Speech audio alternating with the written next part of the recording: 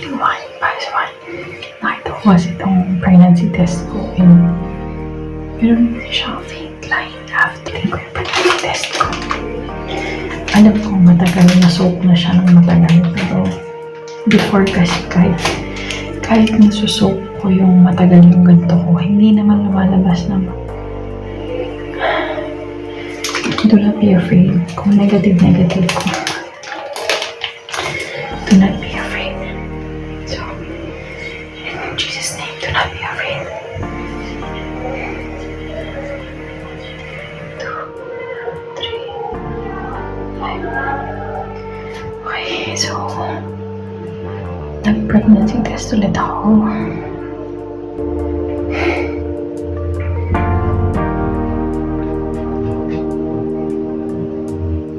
Kuha pa ako na isa. Para tayo ito mag-graduate yun. Ayaw niya mag-grade yung isa.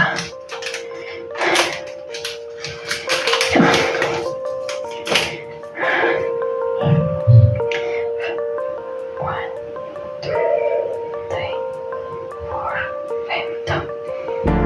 Five.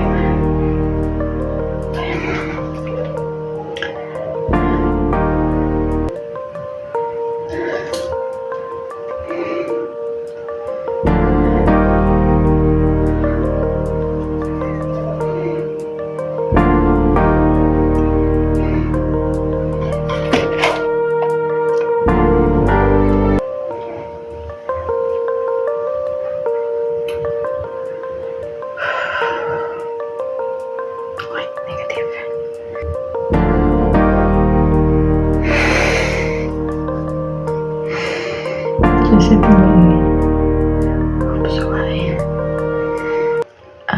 wala na mawawala. Whatever it is, I'm not afraid because God is with me. Whatever it is, it's still your real God. Dalawa, 3 minutes ago. Eh, ano to? Ano to? Ay, ito yung borderline. Ayan siya, yung fit line. Kaya mo lang ito susunod namin kung anong try ka na lang ulit sa susunod ha. Kay mag-ano mo na ma.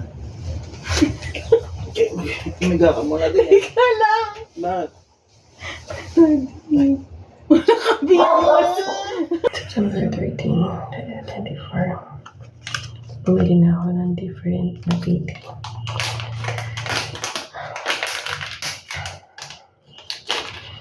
Try natin to. Iihin na kasi ako. Kaya ako nag-test na. Let's wait for 5 minutes. I'll be back. Naka-timer ako. Let's cover.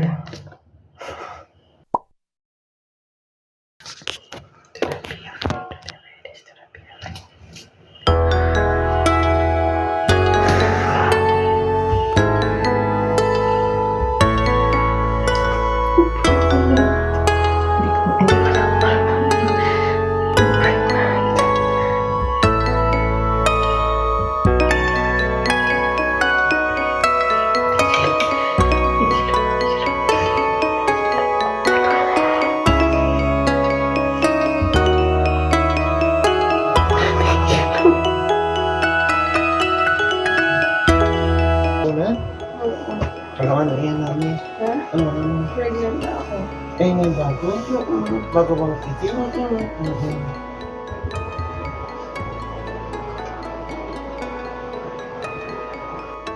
Yung binalitaan ko, antok pa. At yung feeling ko, sa sobrang tagal ko siyang inintay, tas hindi ko siya in-expect ngayon. Parang yung feeling ko ay, parang totoo ba to? Ganyan. Pero totoo na. Pregnant. Ngayon lang nagsisink. Ngayon lang nagsisingkin. Lord, thank you. Ngayon lang nagsisingkin, Dad.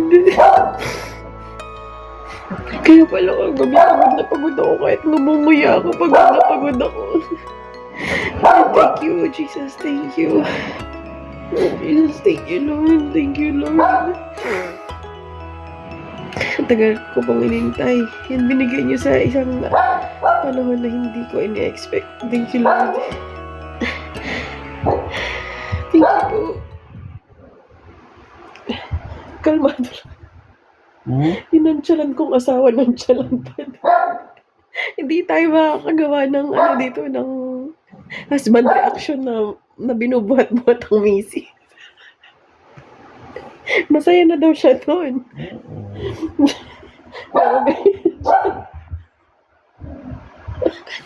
Nandiyan. Buntis ako. Hi everyone! Welcome to my channel. So, ito ay September 13 ngayon. Kayo ng madaling araw ay luminaw na talaga final ang aking pregnancy test. So, pupunta kami dito sa birthing clinic malapit sa amin. Napag-desisyonan namin or tumayag naman si Daddy sa decision ko na to confirm lang naman, punta kami to confirm my pregnancy test, initial check-up. Kasi hindi ko alam kung maghihintay pa ba ako ng ilang weeks para magpa-check up or ngayon na. Pero naisip ko kung may kailangang vitamins yung baby, edi mabibigay na sa akin. Pero hindi ko pa sure kung dyan talaga ako manganganak kasi ang plano ko talaga ay sa Maynila ako manganak. And balitaan ko kayo. Super excited kami and napaka-surreal ba tawag doon? Surreal nung pangyayari na parang normal lang ganyan. Tapos wala pa ako masyadong nararamdaman na pregnancy symptoms except lang doon sa sobrang laging pagod, konting lakad pagod. Tapos yun. At yung sa balakang pala, which is nawala naman. Ang gulo ng buhok ko. So ayun, 15 minutes away lang sa amin. Malapit na. 5 minutes na lang. Doon na kami. So 1:25. So nandun na kami sakto. Na sa 1:30 namin na schedule. Kaya ko din to trinay kasi mabilis sila mag-reply. Tapos yun lang, mabilis sila mag-reply. Tapos nakapagpa-schedule din ako today. Bago lang kasi ito kaya siguro konti pa yung kanilang mga pasyente. Pero so excited, balitaan ko kayo later. Okay, so nasa bahay na kami. Tapos kami magpa-check up. Binigyan niya ako ng gamot. Isang progesterone. Tapos tuloy ko lang daw yung Quattrofol na folic acid. Tapos pampakap. Babalik kami sa 28 ng September, Saturday. Nakatulog ako. And then malalaman kung may heartbeat na si baby. So ayun. Balitaan ko kayo sa 28. September. Ano ngayon na? September 18. Nag-bleed ako. Wala na daw kasing nag-ultrasound ng oras na to. So, mag-additional fee pa. Oo. So, after lunch, nag-bleed ako. Kaya napatakbo kami dito sa emergency room. Sabi nila, most probably, this is only a implantation bleeding daw. Update lang sa condition or sa sa pregnancy ko. So, start na tayo ng bed rest today. Hindi ako pumasok. So, 1 week akong bed rest. Nandito na yung mga kailangan kay Brad. So, nandito na yung mga kailangan ko. Asawa ko, inakit na yung mga kailangan ko gamot.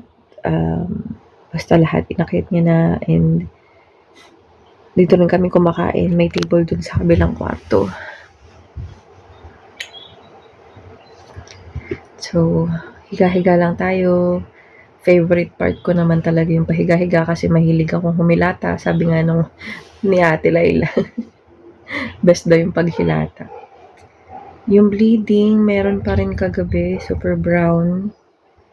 Ngayon, wala na. Nagpalit na ako ng napkin. And tinitingnan ko, ino-observe ko. Tapos ngayon, iinom na ako ng pampakapit every 8 hours. From every 12 hours, naging every 8 hours. Tapos, yung progesterone ko, twice a day na. From once a day, naging twice a day. Tapos, hindi ko siya ininom sa bibig. Dinidiretso siya sa kifi, sabi nila. Pero okay naman, hindi naman siya masakit or anything. Tapos yun lang. So, 1 week tayong ganun, wala pa tayong ligo. Tatry nating maligo maya-maya. Nagpalagay na din ako ng upuan doon sa CR para hindi matagal na nakatayo. Ayun. Tapos magpapalit ang asawa ko mamaya ng bedsheet after ko maligo kasi may hospital pa to. Hindi kami nakaligo kagabi. First day of bed rest. 6 days to go.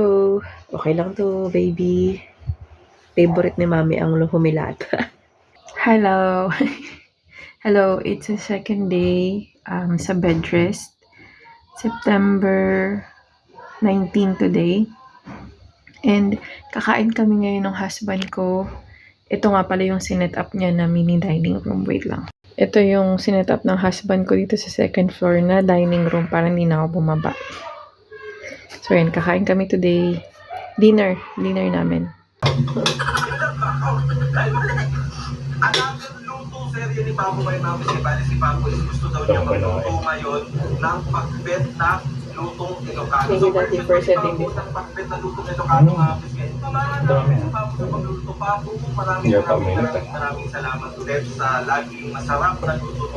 Good morning, everyone. So, kagabi, nung nag-dinner kami, sabi ko second day namin. Pero, hindi pala. Technically, this is our second full day of bed rest. Kasi, yung kinonsider kong bed rest was Wednesday, yung emergency kami. So, ayun, second day pa lang and we still have 5 days to go. Pero, full week ko siya next week sa office. Wala na siyang spotting or wala nang blood na lumalabas sa akin. And hopefully, and I trust na hindi na ako mag-bleed. I tried to search if it's really normal to have or to not have a gestational sac during 5 weeks. So, ngayon pala ako ay 5 weeks and 5 days na. And, wala ko makuhang masyadong magandang sagot. And, sinasabi nila na usually meron na. Pero, my OB told me last Wednesday na it's really too early to see. But, I am positive sa pregnancy test. I am positive sa pregnancy serum test. So, ayun. I'm trying to calm myself. And every time I feel anxious and worried, I pray. I really wanted to remove my anxiety. So, ayun. Medyo overthinker lang ako. Pero, whatever it is, God is with me. I trust God and He will take care of us. I know that He will protect us from any harm. Lunchtime na namin. Sotanghon minuto. Tapos ang pabili ako ng fruit soda. Parang gusto ko yung matamis. Siyang pagod na pagod pag-akit ng mga bagay-bagay. Hello, September 21. Tama ba? September 21? Yeah. Hello, September 21. Petra is here to the rescue. Galing sa Quezon. Hindi pa naliligo Ako po yung bago po nilang kasama sa bahay. Imported from India. Tapos ito palabok. Nagpasalubos yung palabok. Woo! Tapos custard cake. So magme-merienda kami ngayon. Masaya ang aking merienda. Kasi my favorite palabok. Kain lang kami. Wait lang. Today is September 22nd, 2024, Sunday.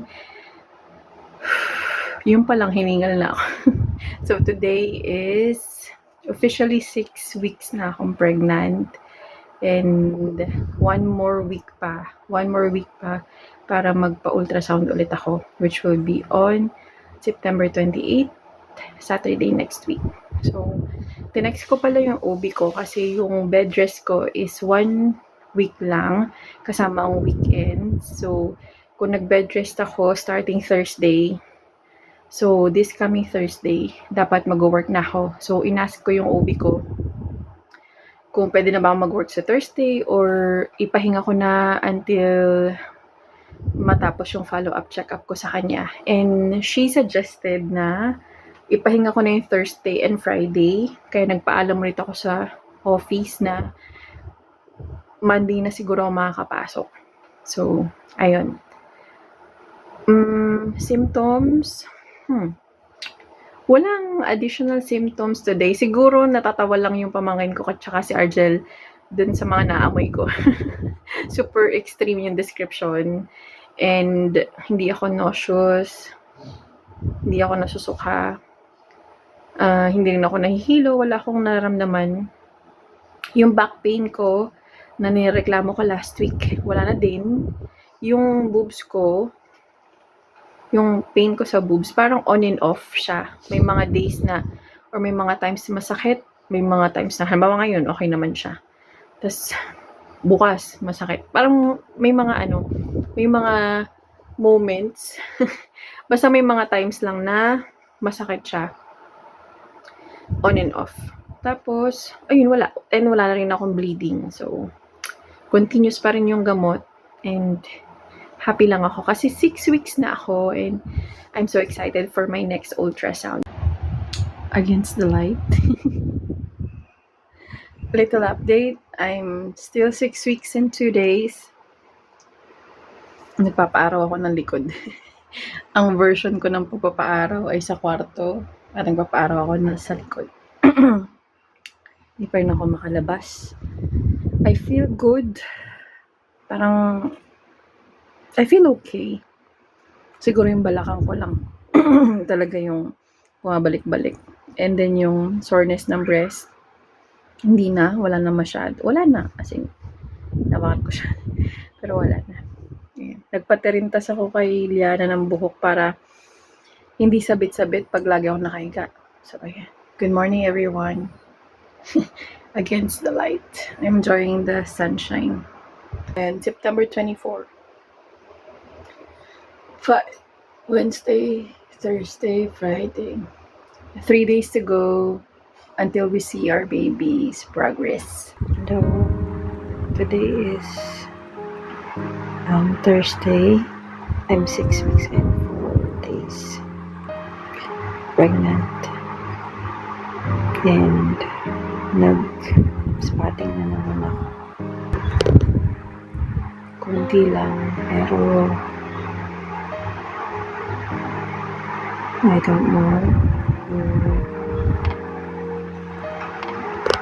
I still have like 1 day to go. 2 days para ma-ultrasound.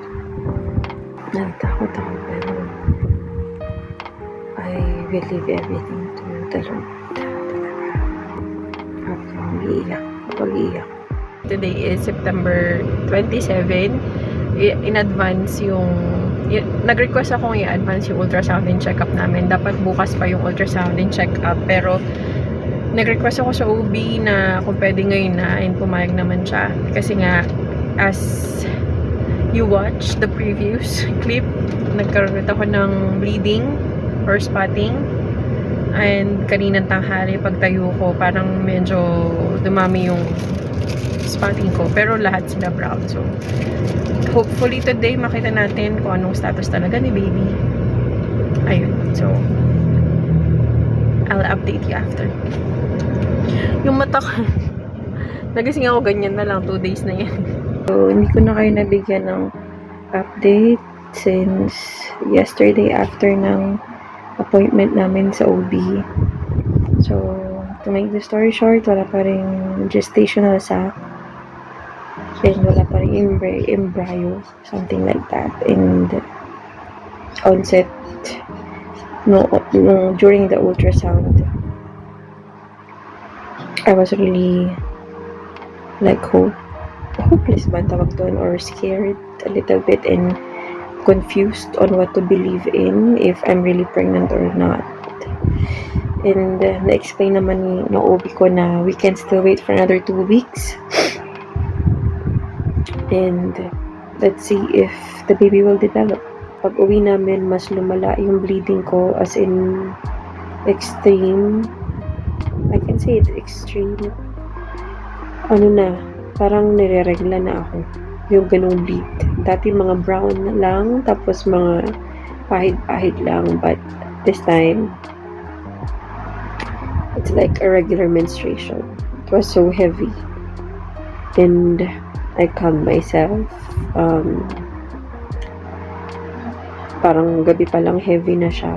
And I decided to observe my bleeding until ngayon, bago ko, or kaninang maga, bago ako mag-message sa OB ko. Nag-chat ako sa OB ko early in the morning. Hindi ko pa sinesend yung mga pictures.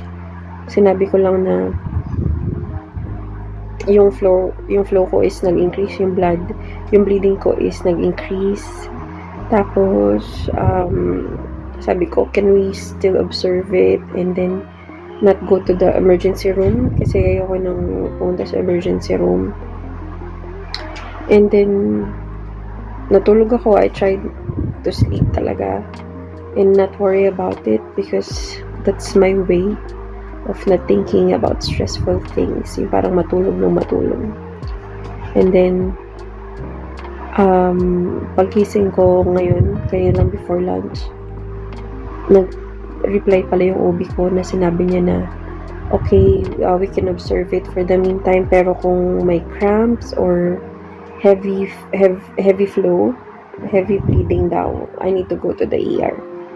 And then sabi ko naman, sinend ko yung pictures ng napkin ko, tapos in-explain ko yung yung progress ng pictures. And ngayon medyo kumonte. Sabi niya heavier na daw talaga yung flow. Medyo heavier na yung flow ko ng bleeding, but let's still observe pa rin. Sabi ko, nakakaramdam ako ng cramps, pero hindi siya extremely painful. Mas extreme pa yung dinidysmenorrhea ka. Yun. Ito is parang flowing lang siya. Ganun.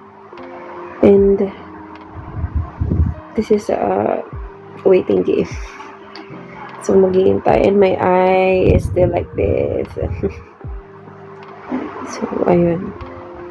I really prayed hard last night until randomly I'm praying and thinking, God, na ibigay na sa amin tong healthy na baby na ito. Pero sabi nga ni ate, if this baby is not healthy, it's okay to let go. Kung hindi talaga kakapit or hindi talaga it's okay to let go. And we'll try again. Madaling sabihin na we'll try again, but it's been like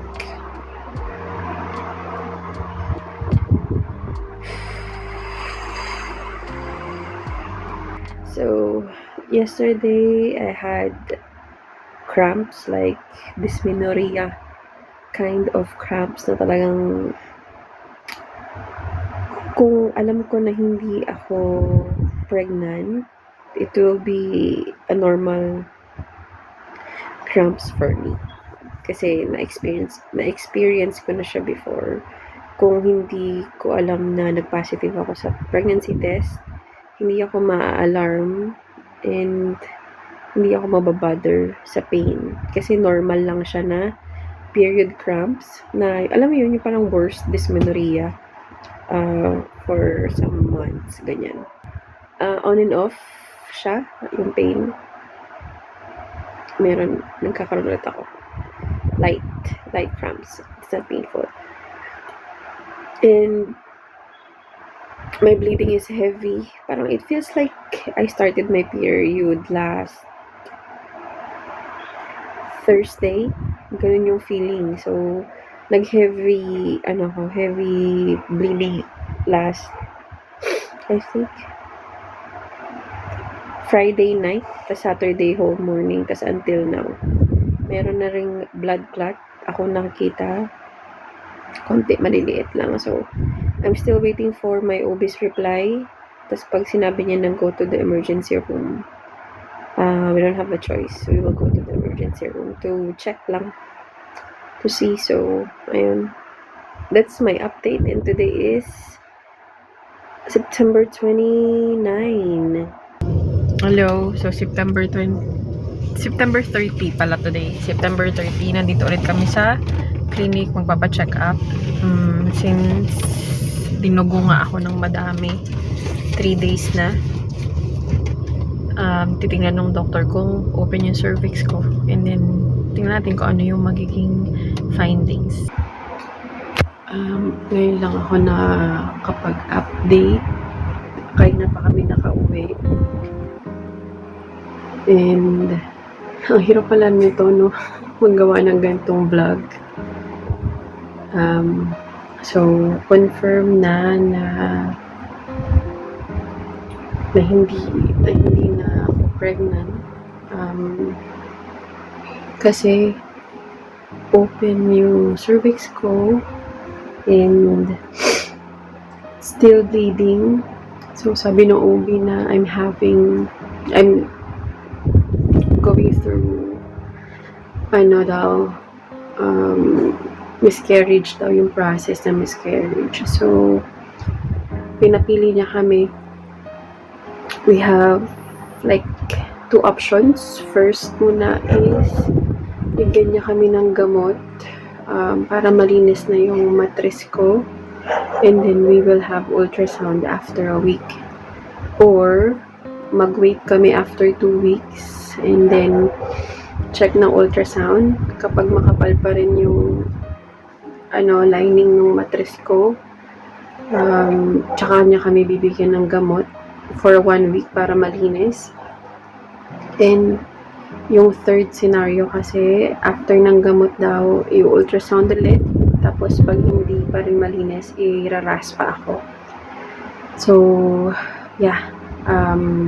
That was a quick pregnancy experience.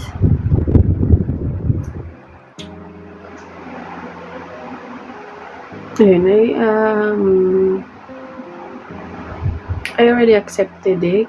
It's just that I'm still absorbing.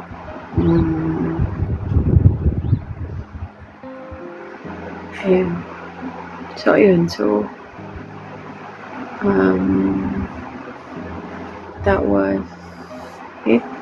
Hindi ko alam kung paano i-end tong vlog na to, pero I just wanna share kung mapopost ko. Hindi ko alam kung mapopost ko.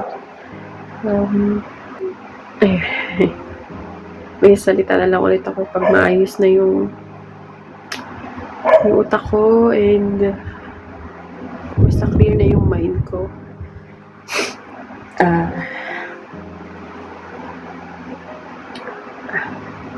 Ayun. Basta, I'll try to end this vlog nicely. Pero, ayun. So, binigyan ko lang kayo ng update. So, ayun. So, ayun. Thank you.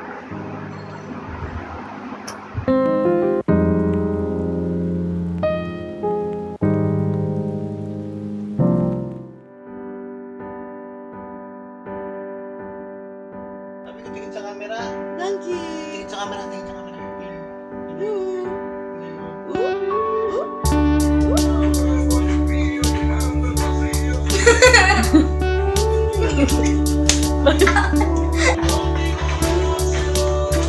Ba't may stick ko na?